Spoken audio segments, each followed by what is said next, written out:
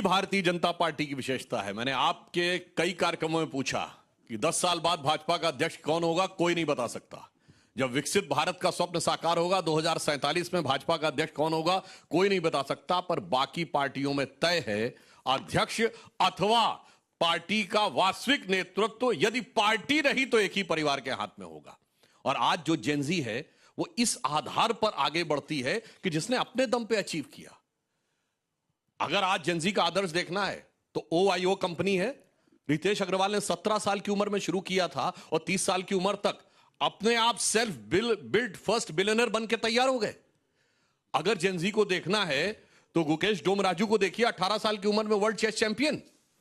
अगर जेनजी को देखना है तो हमारी इस समय भारत की सबसे युवा MLA मैथिली ठाकुर 25 साल की, और वो भारतीय संस्कृति को बदनाम नहीं कर रही है, लोक संगीत के द्वारा भारतीय संस्कृति के उत्थान में सहयोग दे रही है। और अगर इसके बाद भी देखना है तो 19 साल के उस देवव्रत महेश रेके को देखिए, जिन्होंने शुक्ल यजुर्वेद का दंड क्रम पारायण करके 2000 श्लोकों को 2 लाख कॉम्बिनेशंस में बगैर किसी त्रुटि के यह करके दिखाया है।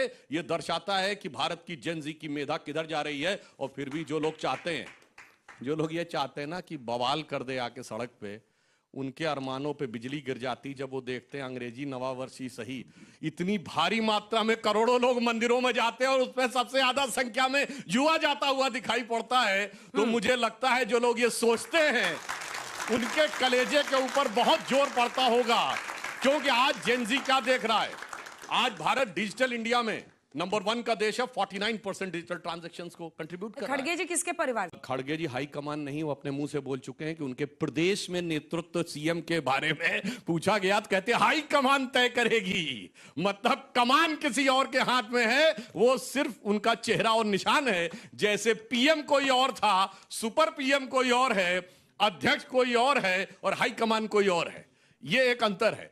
मैं सिर्फ ये कहना चाहता हूं कि भारत की जेनजी ने दिखाया है, जो करोड़ों करोड़ों बच्चे गए मंदिरों में, आज अगर आप देखें पिछले 1.5-पौने 2 साल में क्लब भजन और मॉडर्न कीर्तन के ऊपर गूगल में कहते हैं उसको, भजन जैमिंग। हाँ, अब जो गूगल पे सर्च हुई है 400 to 600 टाइम्स, यानी 4 से 6 गुना बढ़ी है। हाँ।